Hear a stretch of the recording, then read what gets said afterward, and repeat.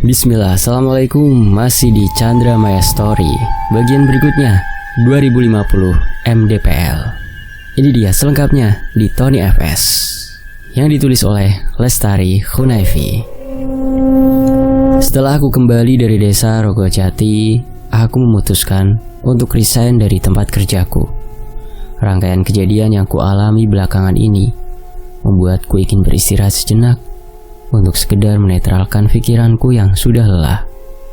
Rupanya keputusan yang kuambil untuk berhenti bekerja juga diambil oleh Aryo, Bima, dan Desi. Aku tidak tahu pasti alasan mereka berhenti. Mungkin sama sepertiku. Pekerjaan baru? Belum terpikirkan olehku. Setidaknya aku masih punya sedikit tabungan kira-kira cukup kalau hanya untuk makan aku dan ibu 3 bulan ke depan. Akhirnya bebas, tinggal mikir piye carane iso mangan, ucap Aryo. Lagian kalian ngapain ikut-ikutan berhenti kerja? Tanyaku. Loh, Mbak Mayaki kepiye toh? Kita kan best friend, jadi susah senang harus bersama, ungkap Aryo dengan menggebu-gebu. Gayamu loh yok, ngomong wae wes gak kerasan, bantah Bima. Ya itu juga sih salah satunya. Kamu sendiri kenapa, Des? Aku kan emang sudah lama mau keluar, Mai. Cuma nunggu waktu yang pas aja. Terus, setelah ini, kalian semua mau ngapain? Pertanyaan Mas Guntur sontak membuat kami berempat kicep. Kalau aku mau merantau aja keluar kota, jawab Desi. Kemana, Des? Tanyaku kaget. Aku sih belum yakin. Cuma kemarin ada teman bapak yang datang ke rumah sama anak laki-lakinya. Terus ada di percakapan mereka sepertinya anak teman bapak itu mau dijodohin sama aku. Kamu serius, Des? Iya, Mai. Tapi gak tahu kenapa aku ngerasa gak srek aja sama dia. Makanya aku mau pergi aja keluar kota. Iya, Mbak, pergi aja. Dia bukan pria yang baik loh, Mbak, kata Aryo. Ih, kamu ini yo sok tahu. Ketemu aja ndak pernah kok udah ngambil kesimpulannya enggak, tegur Bima. Gimana kalau kita liburan? Usul Aryo. Cah iki jan absurd banget pikirannya. Boleh juga loh. Tapi kemana? Gimana kalau naik gunung? Awalnya aku ragu dengan usulan Aryo. Namun jika dipikir-pikir gak ada salahnya juga. Toh aku belum pernah naik gunung. Aku hanya membaca cerita pengalaman orang-orang yang naik gunung saja, tanpa pernah merasakannya sendiri. Munggah gunung kuwi ora gampang, peringat Mas Guntur. Iya, naiknya yang pendek aja, Mas. Iya, Mas Guntur, lagian aku sama Desi belum pernah naik gunung. Pasti ini bakalan jadi pengalaman yang berkesan buat aku, Mas. Aku berusaha meyakinkan Mas Guntur agar mengizinkan kami mendaki. Melihat antusiasku membuat Mas Guntur akhirnya menyetujui usulan Aryo untuk mendaki. Tapi kami hanya diperbolehkan mendaki gunung yang berada di Pulau Jawa yang tidak terlalu tinggi. Mengingat ini adalah kali pertama aku dan Desi mendaki gunung. Mas Guntur gak usah khawatir. Kalau soal mendaki serahkan sama Aryo dan Bima. Sepak terjang kami berdua di dunia pendakian tidak bisa dianggap sepele, Mas. Dan kalau bukan karena gunung, belum tentu aku dan Aryo bisa dekat seperti ini sekarang. Masih ingat saja, Bim? Lah piye?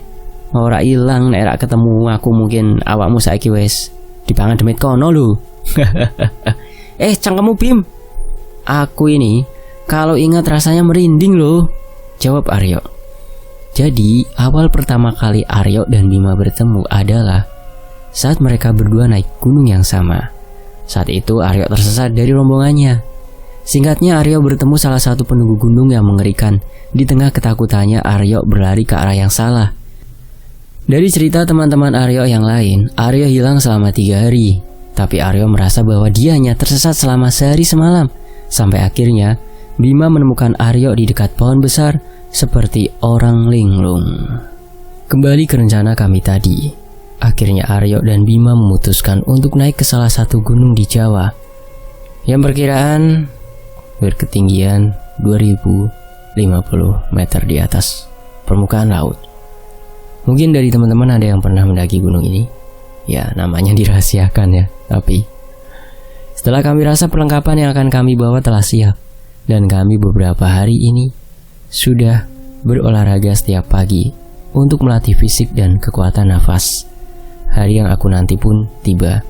Kami berangkat menggunakan bus sampai dan turun di daerah yang dituju, lalu lanjut dengan naik kendaraan angkutan yang lebih kecil. Sesampainya pasar, kami berhenti di salah satu warung untuk mengisi perut kami. Aku memesan sepiring nasi pecel lengkap dengan mendoan dan teh hangat. Hawanya yang sejuk menemani kami menyantap makanan sebelum melanjutkan perjalanan untuk sampai ke base camp. Setelah perut kenyang dan tenaga kembali terisi, kami berjalan untuk mencari pangkalan ojek dan melanjutkan perjalanan kami. Dari pasar menuju base camp kira-kira butuh waktu sekitar 30 menit dengan naik motor. Setelah sampai di base camp, Mas Guntur yang mengurus semua perizinan kami saat mendaki nanti. Tak kusangka selain kami berlima, rupanya banyak pendaki lain yang baru akan naik dan ada juga yang turun. Tak berapa lama, Mas Guntur datang menghampiri kami. Karena waktunya sudah menjelang malam, Mas Guntur meminta kami untuk ngecamp semalam di base camp. Baru paginya kami mulai naik. Loh, kenapa mas? Gak apa-apa. Ini kan pertama kali buat kamu dan Desi. Jadi lebih baik kita mulai naik besok pagi ya. Sebenarnya aku sudah gak sabar. Tapi benar juga kata Mas Guntur. Kalau malam naiknya, gimana aku menikmati pendakian pertama aku? Akhirnya kami berlima mendirikan tenda. Mai, enak juga ya naik gunung gini. Iya Des, makanya banyak orang yang suka sekali naik gunung. Bahkan mereka rela mengulang naik gunung yang sama. Mbak Maya, Mbak Desi, sini. Aku dan Desi keluar mengambil posisi duduk bersama Aryo, Bima, dan Mas Guntur. Malam ini kami menikmati malam di alam terbuka dengan nyala api unggun yang dinyalakan pendaki lain. Saat kami sedang asyik mengobrol, tiba-tiba pandanganku teralihkan oleh seorang wanita yang sedari tadi memandang ke arah kami. Lebih tepatnya ke arah Mas Guntur. Aku tidak yakin jika Mas Guntur tidak merasa jika dirinya sedang diperhatikan. Terlihat dari gestur tubuh Mas Guntur yang merubah posisi duduknya membelakangi wanita tersebut. Sampai akhirnya wanita itu mendatangi tenda kami. Hei, boleh aku gabung? Kami hanya terdiam. Tak ada satupun yang menjawab ucapan wanita itu. Sampai akhirnya Aryo menjawab ucapannya. Boleh, silahkan. Terima kasih. Wanita itu pun duduk di samping Mas Guntur. Jujur saja, aku kesal kenapa enggak dari tadi aku duduk di samping Mas Guntur aja. Tapi aku mencoba bersikap sewajar mungkin. Kenalin, nama aku Naya. Wanita itu mengulurkan tangannya ke Mas Guntur. Dan Mas Guntur pun menerima uluran tangannya. Guntur, mbak, cuma masnya aja yang diajak kenalan. Yang lain enggak apa? Ketus Aryo. Gak perlu, aku cuma butuhnya mas ini aja kok. Aku dan yang lain saling tatap. Apa maksud ucapan wanita ini? Kalian mau naik besok pagi? Iya. Boleh enggak kalau aku ikut naik bareng kalian? Terus teman-teman kamu gimana kalau kamu naik bareng kita? Tanya Bima ke Naya. Oh, gak masalah kok. Lagian aku sendirian, jadi boleh kan? Aku memutuskan untuk tidur lebih dulu. Entah mengapa aku jadi gak mood dengan perjalanan ini. Padahal sebelumnya, aku yang paling antusias. Atau karena aku cemburu dengan Naya? Sudahlah, lebih baik aku tidur saja. Keesokan paginya, kami bersiap untuk naik. Saat kami sedang membereskan perlengkapan, lagi-lagi kami dibuat kesal karena tingkah Naya yang seolah sengaja membuatku panas. Udaranya seger banget ya mas. Ini Naya bawain kopi hangat sama roti. Pasti Mas Guntur belum sarapan kan? Yalah, anak ini pagi-pagi udah bikin orang panas. Makasih ya Nay. Iya Mas Guntur, sama-sama. Jujur saja aku sebenarnya udah gak mood untuk melanjutkan pendakian ini. Tapi aku mencoba bersabar. Aku gak boleh menggagalkan liburan kami hanya karena keegoisanku dan rasa cemburuku. Sabar aja Mai. Untung ada Desi yang selalu mengingatkanku untuk bersabar. Aku kadang heran sama sikap laki-laki. Kenapa harus menjaga perasaan wanita lain di hadapan wanita yang jelas dia tahu menyukainya? Atau kalian para laki emang sengaja apa? Gimana? Udah pada siap? Tanya Mas Guntur. Namun aku hanya diam dan memalingkan pandanganku darinya. Sekitar pukul 8 pagi, aku dan yang lain mulai melangkahkan kaki kami, menyusuri jalan, menuju puncak 2050 mdpl. Dari base camp menuju pos 1 hanya butuh waktu kurang lebih 15 menit. Jalanan yang dilalui juga masih ringan, jalannya masih terbuka, landai, masih jarang pohon-pohon besar. Meskipun jalannya dikelilingi perdu, semak, dan rumput. Pos 1 berupa tempat kecil datar dengan penutup seng yang berada di sisi kiri jalur pendakian. Tapi kami tak berhenti di pos 1 dan langsung melanjutkan perjalanan ke pos 2. Dari pos 1 ke pos 2 kami berjalan menyusuri pinggiran jurang.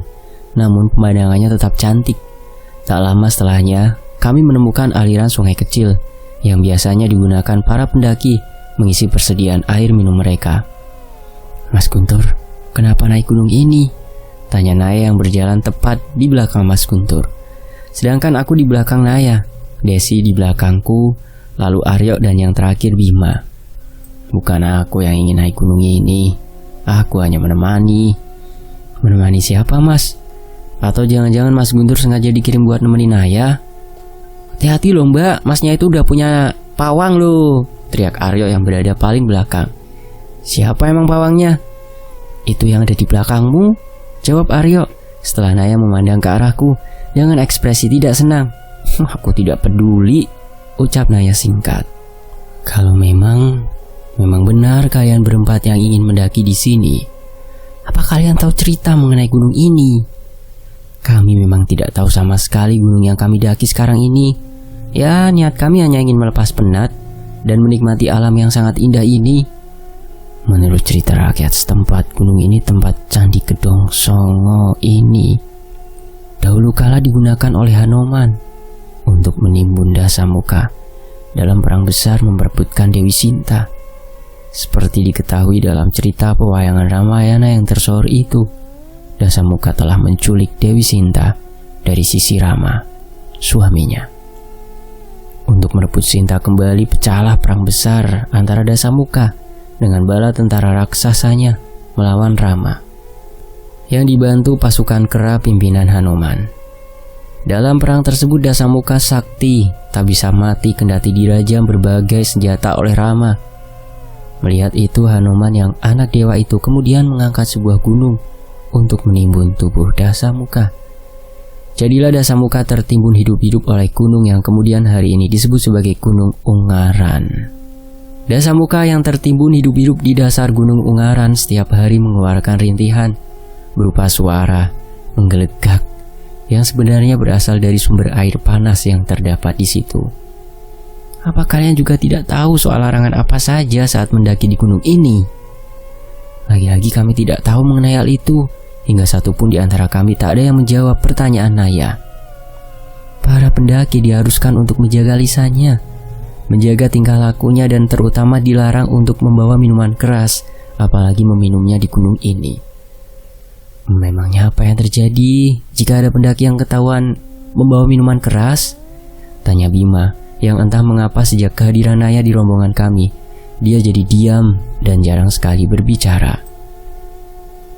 Pada masa hidupnya, konon Dasamuka gemar minum minuman keras, hingga siapapun yang datang ke Gunung Ungaran dengan membawa miras akan membangkitkan nafsu Dasamuka.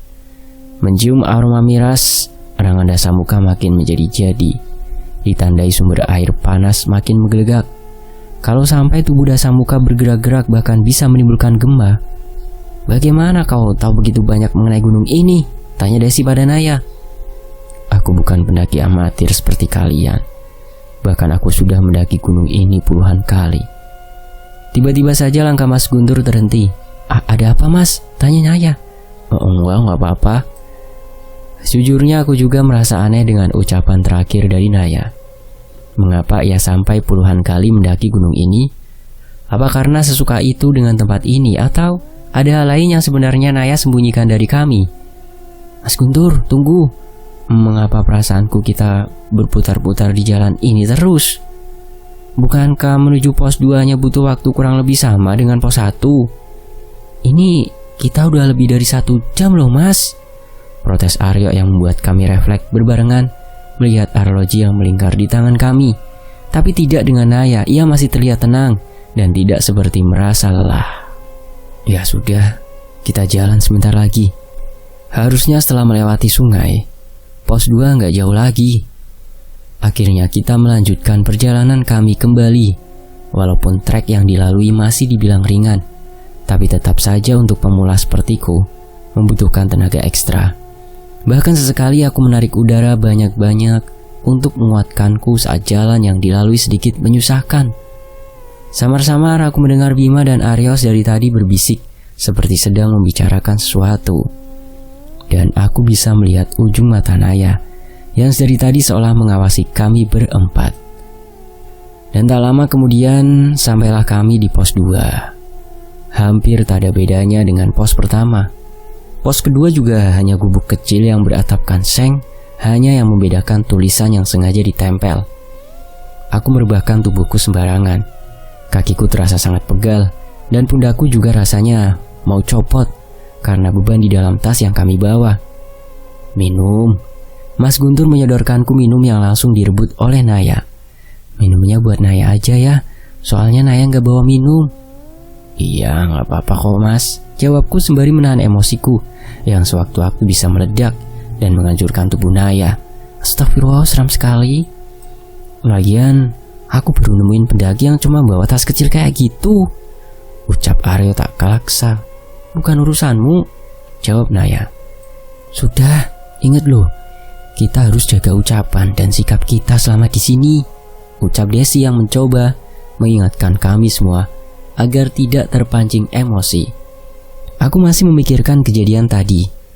Mengapa jarak tempuh yang kami lalui bisa selama ini? Dan aku baru sadar, sedari tadi tak ada satupun pendaki lain yang berpapasan dengan kami di jalan. Padahal tadi pagi banyak sekali pendaki yang naik bersama kami. Memikirkan itu seketika tubuhku merinding. Mai, kamu kenapa? Enggak apa-apa Des, aku cuma capek aja kok. Desi mengeluarkan notebook miliknya dan menuliskan beberapa kata yang kemudian diberikan padaku. Kamu ngerasain hal aneh kan sejak Naya ikut dengan kita? Tulis Desi yang kemudian kubalas dengan anggukan. Rupanya bukan aku saja yang merasakan keanehan itu. Mungkin Aryo dan Bima juga sudah merasakannya lebih dulu dibanding kami. Apalagi Bima yang paling sensitif di antara kami. Hanya saja Bima memilih diam untuk tak membuat kami khawatir. Apa Mas Guntur juga merasakan keanehan yang kami rasakan? Sabodotaing. Aku masih kesal dengan sikap Mas Guntur. Aku mendekati Bima mencoba mencari tahu. Bim, aku tahu kamu menyembunyikan sesuatu. Dan sebenarnya kami juga sudah tahu, ucapku lirih. Kita hati-hati saja sama Naya. Aku mencium bau bunga kamboja dari tubuhnya. Mendengar itu aku langsung shock. Kamboja? Setauku bunga kamboja identik dengan orang mati. Bisa kita lanjut lagi? Ajak Aryo. Iya, lebih baik kita lanjut naik lagi. Kita udah meleset dari waktu perkiraan 1 jam. Bisa-bisa sampai atas kita malam, tambah Bima. Dan kami pun bersiap melanjutkan perjalanan kami kembali. Ada yang aneh dari Mas Guntur. Ia seolah menjauh dari kami berempat. Bahkan dari tadi Maya tak pernah jauh-jauh dari Mas Guntur. Aku mencoba menggapai tangan Mas Guntur, namun dengan cepat Naya menghalau tanganku. Jalur menuju pos 3.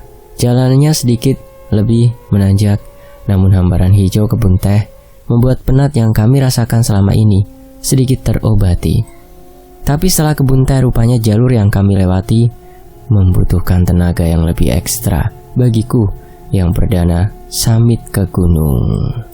Jalur pendakian didominasi oleh trek tanah padat yang sempit, terjal, dan menanjak yang membuatku berkali-kali menarik nafas panjang. Pohon-pohon berukuran besar yang mengelilingi jalur menuju pos 3. Kondisi jalur masih sedikit landai, didominasi oleh pepohonan dengan banyak akar gantung di sepanjang jalur. Setelah hampir setengah jam, akhirnya kami sampai di pos 3.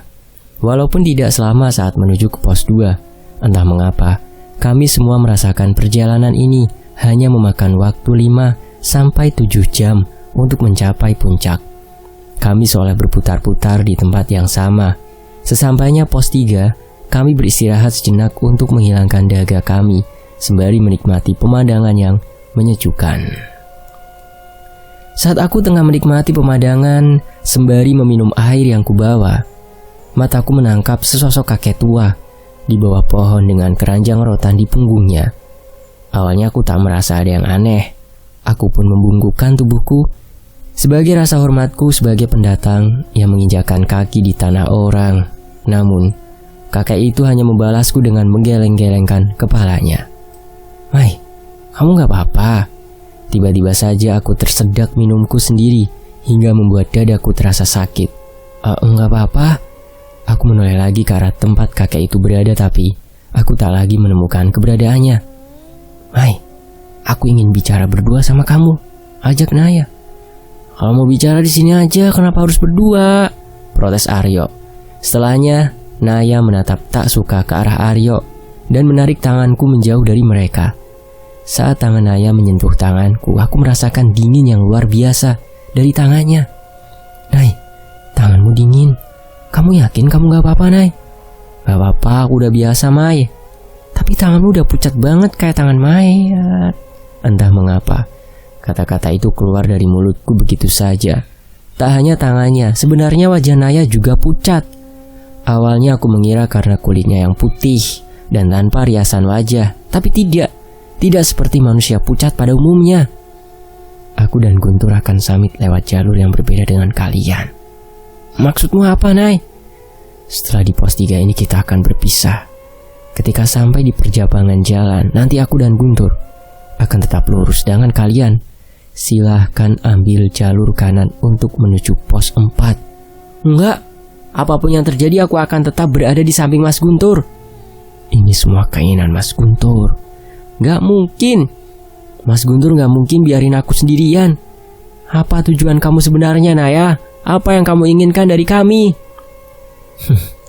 "Aku tidak menginginkan apapun dari kalian.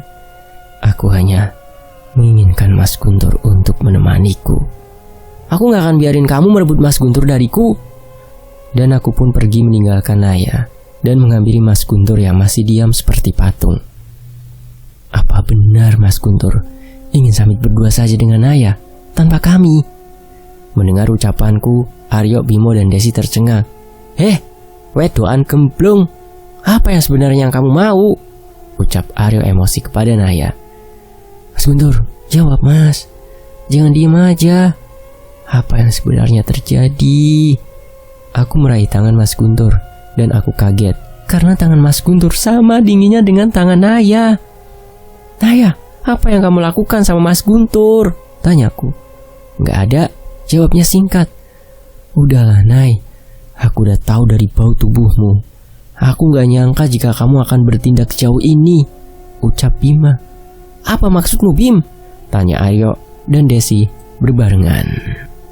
Bau tubuhnya Naya, bau bunga Kamboja. Bersambung. Nantikan bagian berikutnya hanya di Tony FS. Apa yang dilakukan Naya atau apa yang sedang terjadi dengan Mas Guntur? Nantikan hanya di Tony FS. Wassalamualaikum. Saya pamit ya.